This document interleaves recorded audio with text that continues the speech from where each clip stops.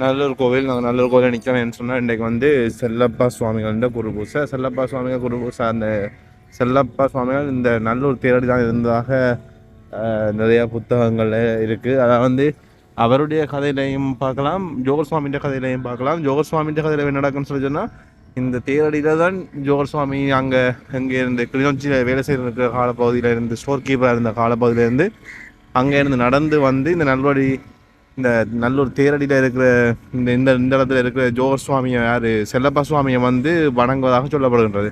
அதாவது இந்த முதலாவது மரத்துக்குள்ள தான் இந்த செல்லப்பா சுவாமி இருந்ததாக இங்கே இருக்கின்ற சொல்லியிருக்கின்றனர். அது மாதிரி செல்லப்பா சுவாமிகளுக்கு ஒரு கோவில் இருக்குது. அந்த கோவில் எங்கே இருக்குன்னு சொல்லி சொன்னால், இந்த இப்போ நீங்கள் பார்த்து கொண்டு இருக்கிறது செல்லப்பா சுவாமிகளோட கோவில்.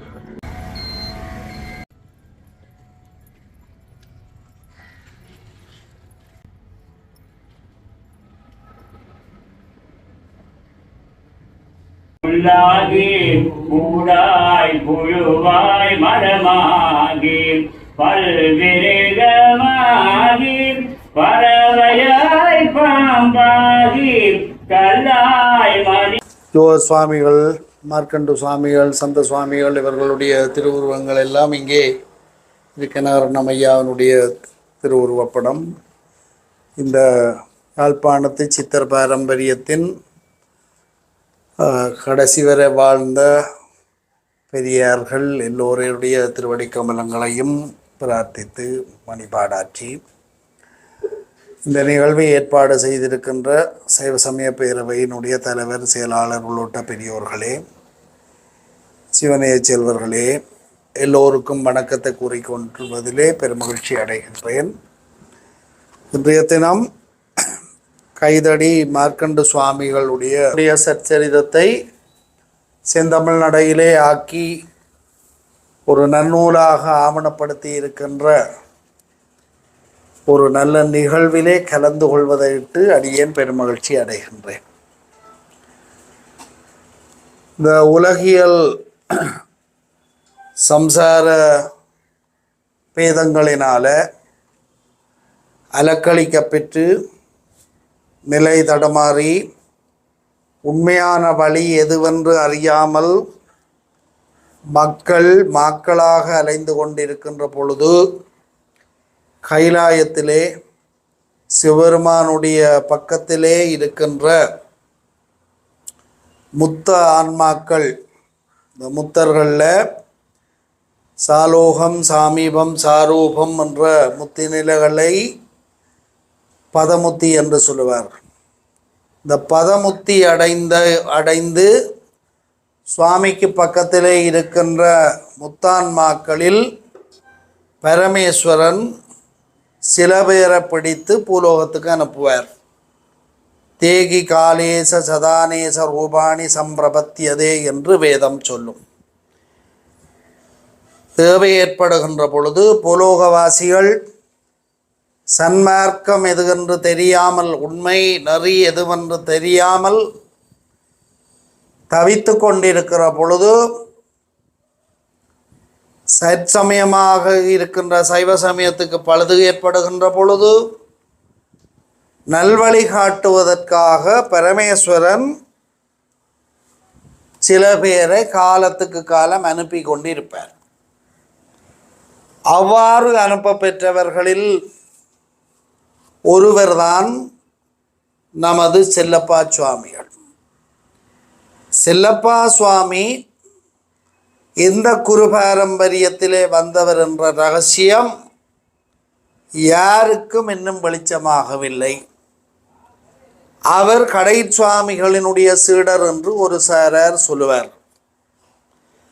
ஆனால் யோக சுவாமிகளுடைய பாரம்பரியத்தை அனுசரிக்கின்றவர்கள் கடை சுவாமி வாம மார்க்கத்தினர்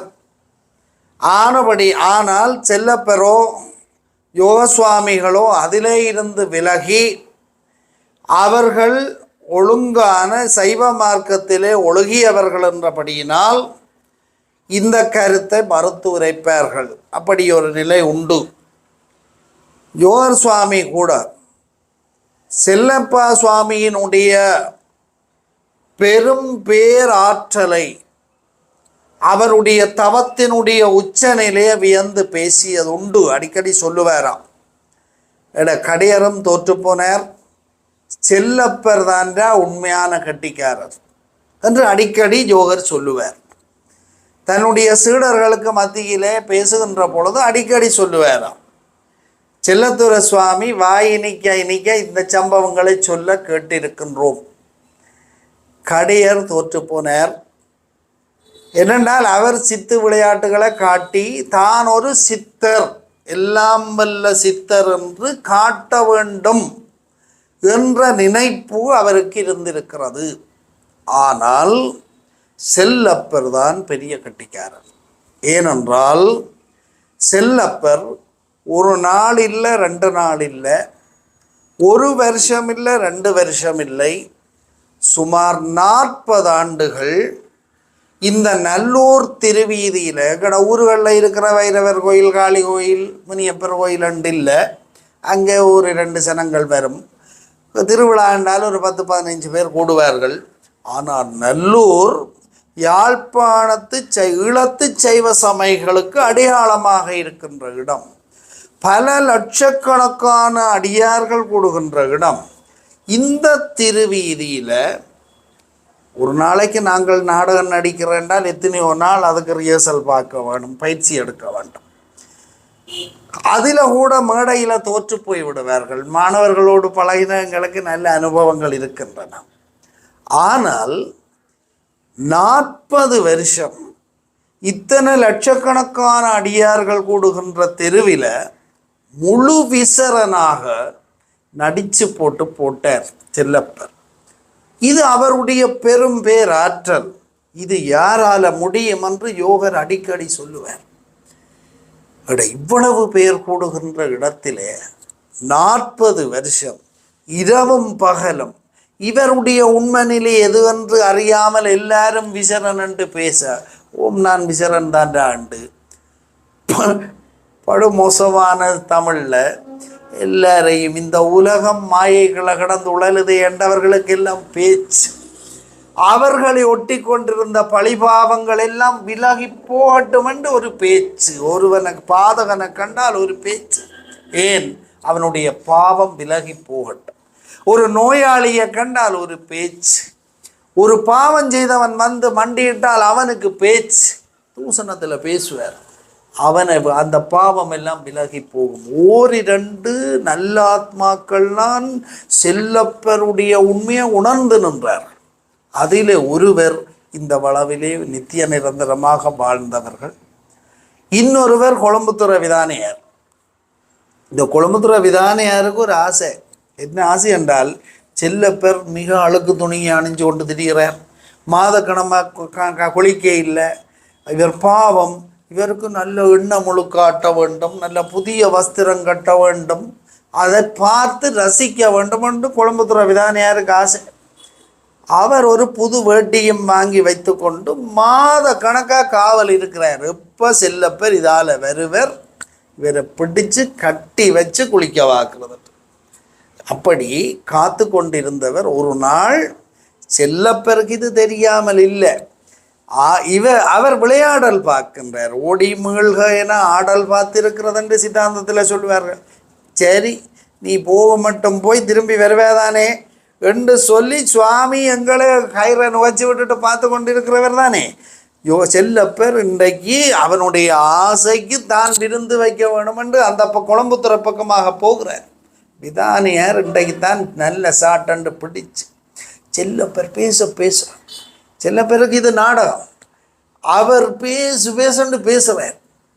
விதானியார் இன்னும் அவரை கட்டி பிடிச்சு இழுத்து கொண்டு போய் இடுப்ப மரத்தோட கட்டி அவருக்கு என்ன தேய்ச்சி அற்றப்பவிச்சு எல்லாம் ரெடியாக இருந்தது, எல்லாம் நல்ல வடிவாக உள்ளங்கால் நின்று உச்சி வரைக்கும் தேய்ச்சி நல்ல 100 பட்டை தண்ணி குளிக்க வாத்து. அந்த காலத்தில் பட்டையில் தான் குளிக்கிறது. 100 பட்டை தண்ணியில் தோய வாத்து அவருக்கு அபிஷேகம் செய்து திவ்ய சுகந்தங்கள் எல்லாம் பூசி புது வேட்டியும் கட்டி பழைய அழுக்காடை எல்லாம் அகற்றி கண்ணங்கரிய ஆடை தானே அவற்றை என்ன கரித்தோல் என்ன சால்வேண்டு ஜோவர் சொல்லுவார் என்ன. அப்போ அதெல்லாம் மாற்றி புதிய வேட்டி கட்டி நல்ல உணவு மூட்டி குழந்தை பிள்ளை கூட்டுற மாதிரி பேச பேச எல்லாம் செய்து போட்டு கலட்டி விட்டார். செல்லப்பேர் ஓட்டம் எடுத்தார் பழமையை போல. இது ஏன் சொன்னேன் என்றால், இதுக்கு ஒரு திருவருள் நியாயம் இருக்கிறார். இந்த வளவில் நீண்ட காலத்துக்கு பிறகு ஒரு அற்புதம் நடக்க போகுது. அந்த வளவில் தான் யோகர் சுவாமி ஆச்சிரமம் அமைத்து தங்கியிருந்தார். இழுப்பமரம் இப்பவன் நிற்கும். இதே போல ஒரு அற்புதமான நிகழ்வு கைதடியிலும் நடந்தது. இந்த கைதடி அந்த பேருக்கே ஒரு சிறப்பு இருக்கிறது. இந்த உலகம் பெரிய வழுக்கல்கள் நிறைந்தது. வழுக்கல் நிலத்தில் நடக்கிற பொழுது, மலையேறுகிற பொழுது கையில் தடி கொண்டு நடக்க வேணும். இந்த உலகியல்ல இருக்கிற வழுக்கல்கள் எல்லாத்திலும் வழுக்கி விழுந்தெழும்பாமல் இந்த கைதடி நம்முடைய யாழ்ப்பாணத்தவர்களுக்கெல்லாம் ஆதாரமாக இருக்க போகிறது என்பது யோகருக்கு தெரியும். அவருடைய திருவுள நிச்சயம். யோகர் இந்த உலகத்திலே துறவு வாழ்க்கை வாழ வேண்டிய வாழப்போகிற எல்லாருக்கும் திசையறி கருவியை போல ஒரு ஆளை கொண்டு போய் வைத்தார். யோகர் அவருக்கு சொன்னதே அதான், நீ திசையறி கருவி மாதிரி இருக்கணும். எங்கே எந்த காட்டுக்குள்ள கொண்டே வச்சாலும் அது வடக்கு காட்டும். வானத்தில் பயணம் உயர உயர பிறந்தாலும் வடக்கு காட்டும். அதே போல சைவ வாழ்வியல், துறவியல் இதுதான் என்பதை நீ காட்டுகிற மாதிரி வாழ வேணும். யோகர் எத்தனையோ பேர் யோகர்கிட்ட போனாக்கள், நான் இப்படியே பிரம்மச்சாரியாக நைட்டிய பிரம்மச்சரியத்தில் இருக்க போகிறேன், சன்னியாசம் எடுக்க போகிறேன் என்றெல்லாம் சொன்னார். அவர்களுக்கெல்லாம் ஓட பேச்சு கொடுத்து கலைச்சிருக்கிறார். லௌகீகத்தில் அவர்களை மாட்ட வச்சிருக்கிறார். ஏனென்றால் அவர்களுடைய ஆழ் மனத்தில் சிற்றின்பம் பற்றிய ஒரு வேட்கை இருக்கிறது என்பதை யோகர் தன்னுடைய பூத கண்ணாடியால் கண்டார். ஆனபடியினால இவன் துறவியா போனால் நரித்துறவா தான் இது இருக்கும். ஒரு சுவாமி பெரிய ஒரு யாழ்ப்பாணத்து துறவி, ஒரு மகா சன்னிதானத்தையே நரித்துறவல்ல ஒன்று கிண்டல் அடிச்சிருக்கிறார் நம்முடைய மணியையர். இப்படி யோகர் சிற்றின்ப வேட்கை ஒரு அவனுடைய ஆழ்மனத்தில் இருந்தால் அவன் அந்த வழியால் போட்டும், அவனை தடுத்து துறவியாக்க கூடாது என்று கனவேரை தடுத்து இருக்கிறார். ஆனால் மார்க்கண்டு சுவாமியினுடைய ஆழ்மனத்து பக்குவத்தை யோகர் அப்படியே பழிச்சென்று அவருக்கு தெரிஞ்சது கண்டார். நல்லொரு ஆள் வாய்த்திருக்கிறார் என்று ஏற்கனவே நிச்சயம் பண்ணி ஒரு நல்ல ஆத்மா வரட்டும் என்று காத்து கொண்டிருந்தவர் 1938ஆம் ஆண்டு ஆச்சிரமம் கட்டியாச்சு. என்ன 38ஆம் ஆண்டு ஆச்சிரமம் கட்டியாச்சு கைதடியில். முத்துக்குமாருடைய ரவைன்ற வளவில் 38ஆம் ஆண்டு ஆச்சிரமம் கட்டியாச்சு. ஆனால் சுவாமி தான் வந்து தங்க போகிறாராக்கமென்று அவர்கள் காத்து கொண்டிருந்தார். பல காலமாக அவர்கள் இப்போ தங்களுக்குள்ள வச்சு புழுங்குது, நம்மடா சுவாமி இப்படி ஆசிரமத்தை கட்ட சொல்லி போட்டு பாராரு இல்லையே, எப்பாலும் போய் ஒரு நேரம் அதில் இருந்து சாப்பிட்டுட்டு கையை காட்டி போட்டு சாமி போடும்.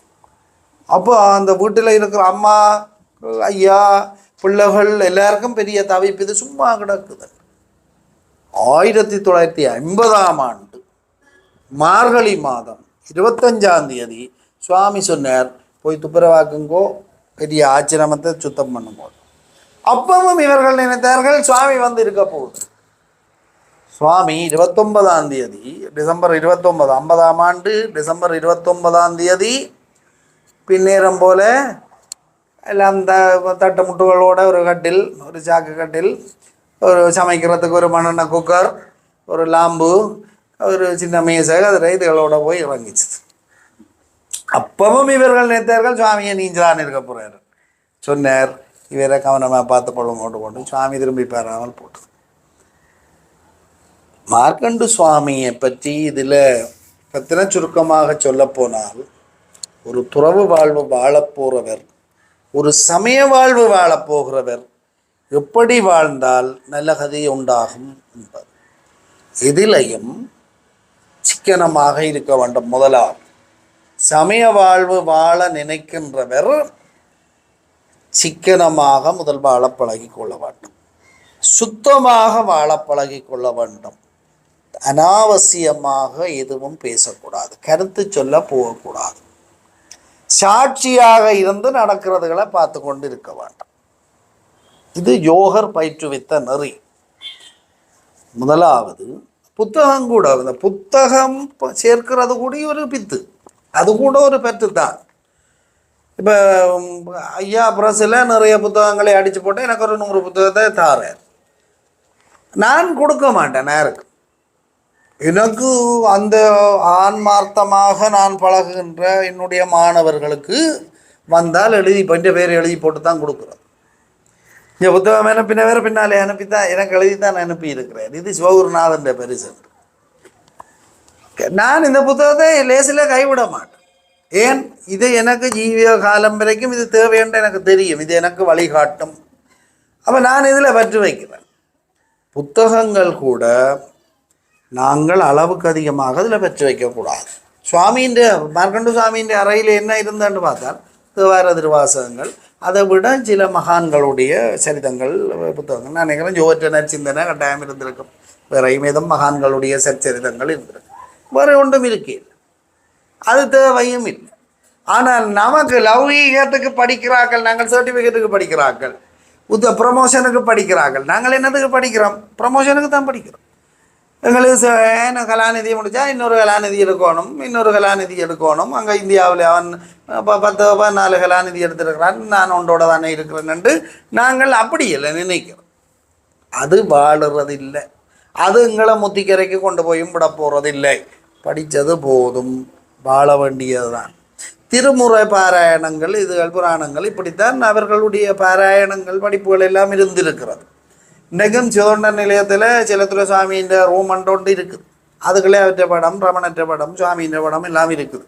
விளக்கேற்றி நித்தியம், அது காலையும் மாலையும் எப்போ போனாலும் விளக்கெறிஞ்சு கொண்டு இருக்குது. அதுக்குள்ளே போய் புத்தகங்களை, சுவாமி பாவித்த புத்தகங்களை எடுத்து பார்த்தால் வடமொழியிலும் தமிழிலும் ஆங்கிலத்திலும் இருக்கின்ற மகான்களுடைய சரிதங்களாக தான் இருக்குது, வேறு ஒன்றும் இல்லை. தேவார திருவாசகங்களும் தர்மபுர ஆதீனத்தின் தேவார திருமுறை பதிப்பும் மற்றது முழுவதும் சரிதங்கள், ஞானியர்களுடைய சரிதங்களாக தான் இருக்கு. சீக்கிய மதத்தில் யார் யார் இருந்திருக்கிறாங்க, ரஷ்யாவில் யார் சாதுக்கள் வாழ்ந்திருக்கிறார்கள், இந்த சரிதங்கள் எல்லாமே இங்கிலீஷில், தமிழில், ஆங்கிலத்தில், ரொம்ப சான்ஸ்கிரிட்டில் நிறைய புக்ஸுகள், அப்படித்தான் முழுக்க படிச்சிருக்கிறேன். வேறு அங்கே ஒன்றும் இல்லை, உலகமாக படிக்கிறதுக்கு அங்கே ஒன்றும். அடுத்தது தளவாடங்களை பார்த்தா ஒரு மேசை, ஒரு கதிரை இருந்து படிக்கிறதுக்கு எழுதுறதுக்கு சரி முடிஞ்சு. அவரிடத்தில் ஆக 2 வேட்டி தான் இருக்கும். ஒரு அன்பர் அவரை பார்க்க போகிற ஒவ்வொரு தடவையும் ஒரு வஸ்திரம் கொண்டு போவார், ஒரு வேட்டி கொண்டு போவார். நல்ல வெள்ளை வேட்டி, வெள்ளை சால்வை தான் சுவாமி மார்க்கண்டு சுவாமி கட்டுவார். அவர் ஒவ்வொரு முறையும் போகிற பொழுது ஒரு வஸ்திரம் கொண்டு போவார்.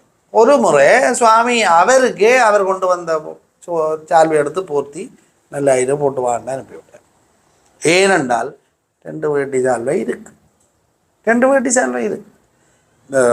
யார் இப்படி உலகியல்ல இருந்தவர்கள் கூட வாழ்ந்திருக்கிறார்கள், பெரிய அரசியல்வாதிகள் கூட. காமராஜருடைய வரலாறுல ஒரு தடவை ஒரு சத்தியாகிரகம் ஊர்வலம் போய் கொண்டு காமராஜரையும் அதில் கலந்து கொள்ள சொல்லி அவர் முதலமைச்சராக இருக்கிறார். அப்போ அவரை வர சொல்லி கேட்கிறார்கள் நண்பர்கள். அவர் சொன்னார், நீங்கள் போங்கோ, நான் வந்துடுவேன், நான் மாறேன், நீங்கள் போங்க முன்னாலே. ஏன் அவர் அப்படி சொன்னார் என்றால், அட்டை போய் அவர் நல்ல உரையாற்றி இருக்கிறார் அந்த ஊர்வலத்தில். ஏன் அவர் அப்படி சொன்னவர் என்றால், வேட்டியும் நெஷனலும் துவச்சு காய போட்டுக்கிறார். அது காஞ்ச உடனே நான் தான் ஒரு முதலமைச்சர் எப்படி சிம்பிளாக இருந்திருக்கிறார் என்று பேர். இன்றைக்கு நம்முடைய ஆட்கள் இருக்கிற நிலைக்கும் அதுக்கும் இங்கே எவ்வளவு தூரம்.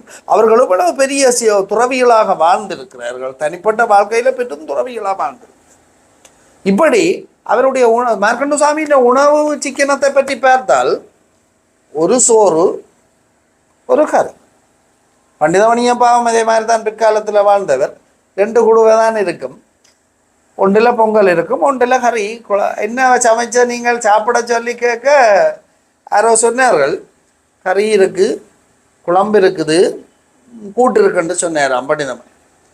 அங்கே சாப்பிட போய் எல்லாம் இலை போட்டாச்சு, தடுக்கு போட்டு இருக்குது, இருங்கொண்டு இருக்க வச்சாச்சு, இலை போட்டு 2 பானையை கொண்டு வந்து வச்சேன்.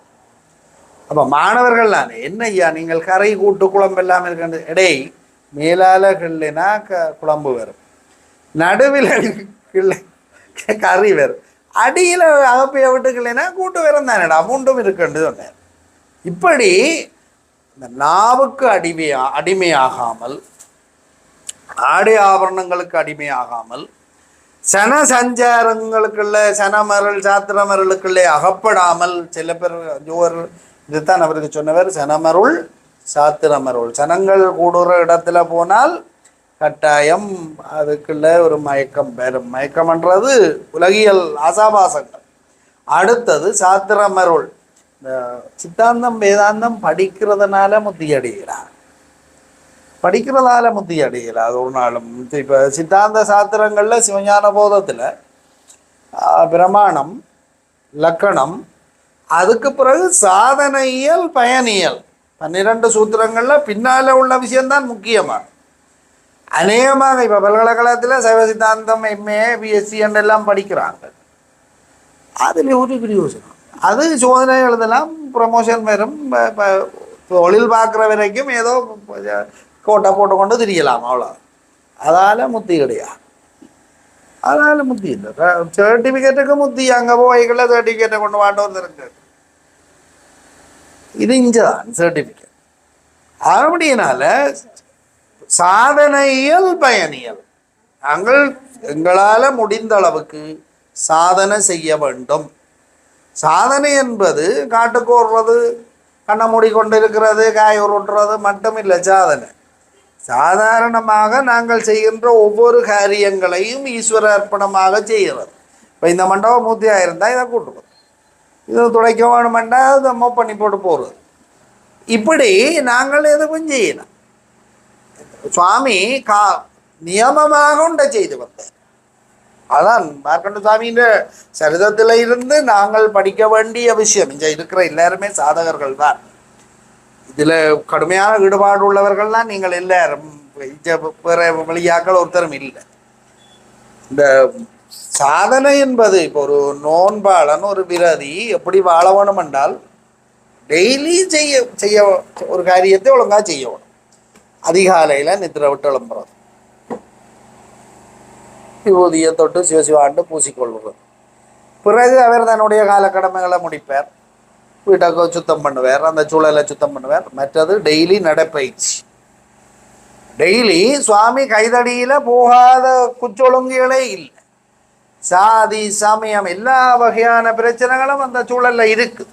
அவர் அதை பற்றி ஒன்றும் இல்லை, எல்லா ஒழுங்கைக்கும் போவார், எல்லா பக்கமாயும் அவர் போய் வருவார். குறிப்பிட்ட அளவு தூரம் ஒவ்வொரு நாளும் நடந்து போய் திரும்பி வருவார் ஆச்சிரமத்துக்கு. இப்படி போய் வரைகள் எல்லாரும் சுவாமி வாராருண்டு பக்தி உணர்வோட அவரை தூரம் நின்று கும்பிடுவார்.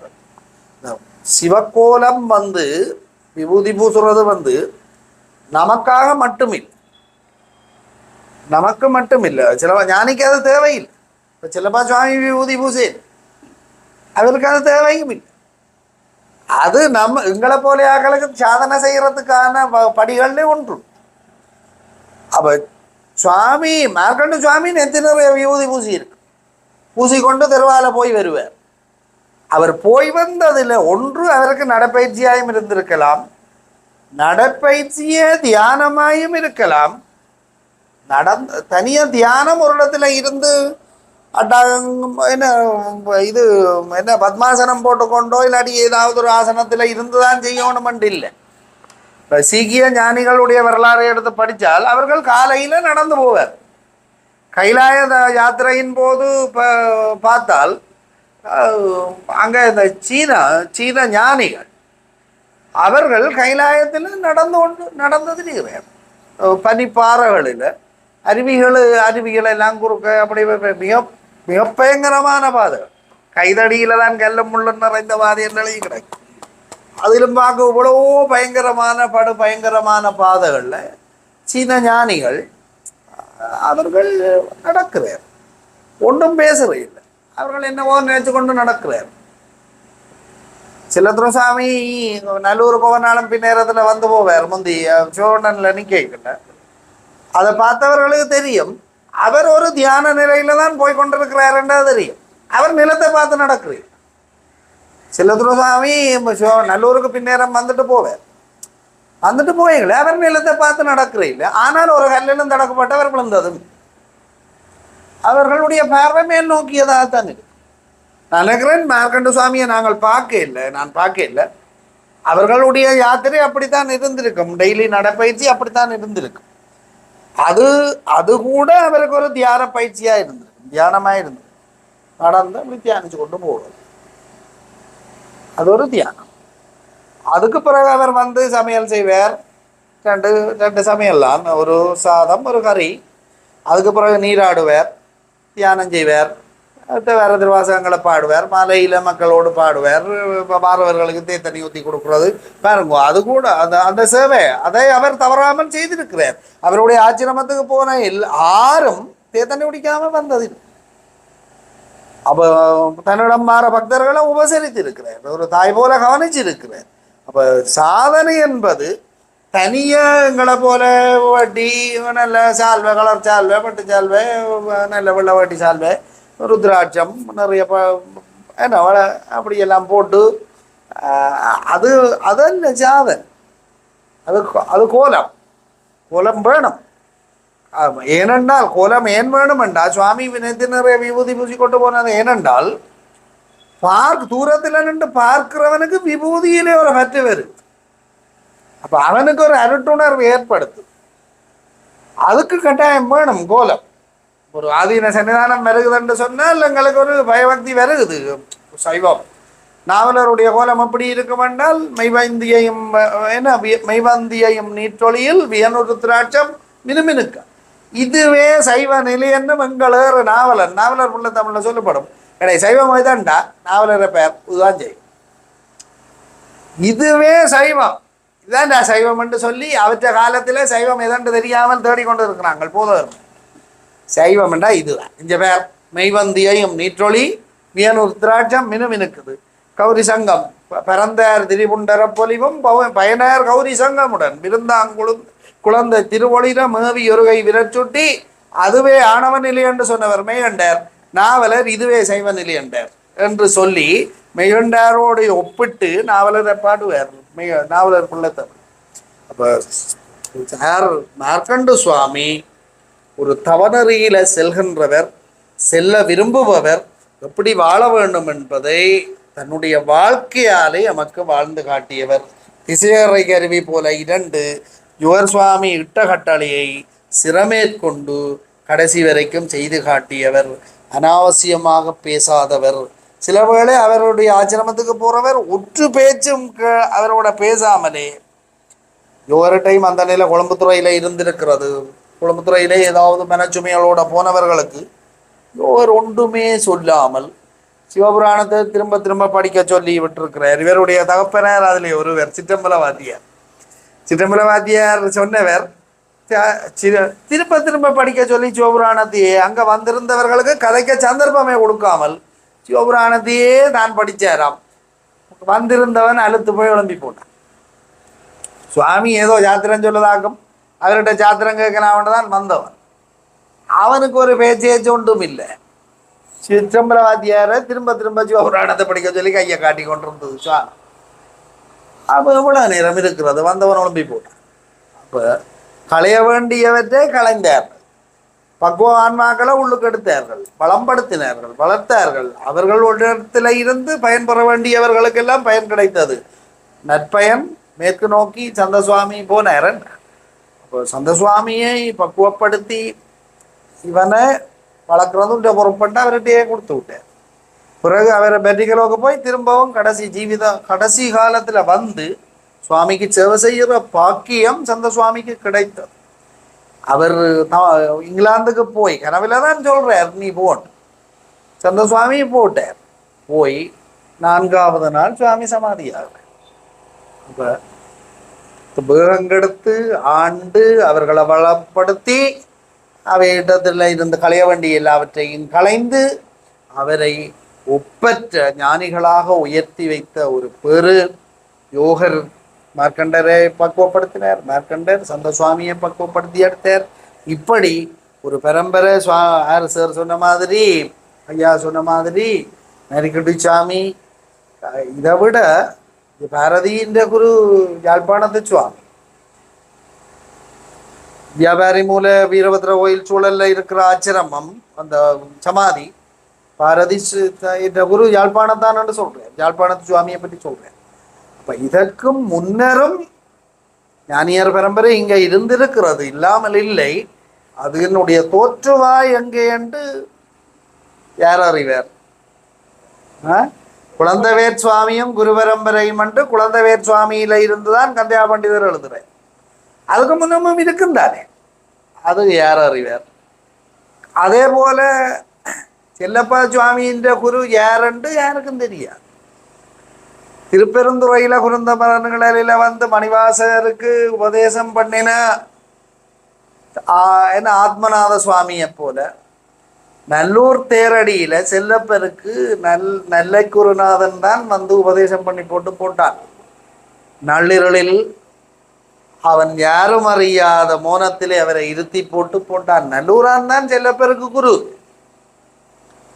கடை சுவாமி என்று நாங்கள் சொல்றதெல்லாம் அது எங்கட பார்வை. ஆனால் செல்லப்பருடைய குரு நல்லூர் கந்த சுவாமி, நல்லூர் கந்தன் தான். இதுல ஒரு சந்தேகமும் இல்லை. நல்லூரான் தான் குரு. ஞான பண்டிதன் அவர் தானே, சிவகுருநாதன் அவர் தானே. சிவகுருநாதன் எப்படி பெரிய எண்ணத்தோட இந்த பேர்களை வச்சிருக்கிறார்கள். என்ன பிள்ளைகளுக்கு இவருடைய தந்தையார் எப்படி ஒரு உயர்ந்த எண்ணத்தோட பேரை வச்சிருக்கிறார். தெய்வ திருநாமங்களை இடுகிறது அந்த காலத்து வழக்கம். இந்த மேற்கண்டு சுவாமிக்கும் சதாசிவம் பேர் பிறப்பில. அது பிறகு மேற்கத்தை கண்டதனால தான் மேற்கண்டு ஆச்சு. சன்மார்க்கத்தை கண்டதனால மேற்கண்டுவாகி இருக்கும் போல யோசுவாமிக்கும் சதாசிவம் தான் பேர், பிள்ளை திருநாமம். அதே போல இவருக்கும் அப்படி பேர். இந்த பிள்ளை திருநாமத்தில் ஒரு ஒற்றுமை.